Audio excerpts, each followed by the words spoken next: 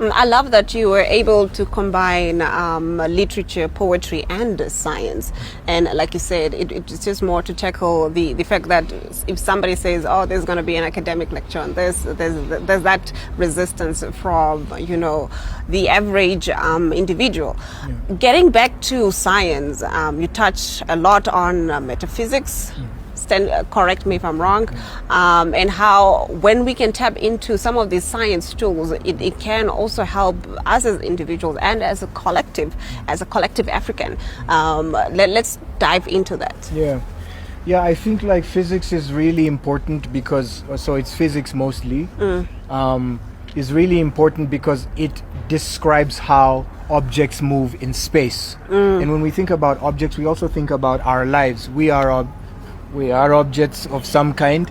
And so I think the metaphor of specifically thermodynamics in terms of how does an object move in terms of gravity, like what stops it, what helps it go. And if you think of like Black liberation as an object that has that gravity is acting on, and certain things are stopping it and certain things are helping it, it gives us like a simple overview to be able to say, where do we need to put our energy, which is part of, I think, organizing and collective action, to have a formula to say, okay, this is how we act against the gravities of anti-blackness, for instance. And so I just find that physics language and the language of formulas is good for abstraction, and it's good for us to give us a kind of summary and a bird's eye view of what direction we want to move in, because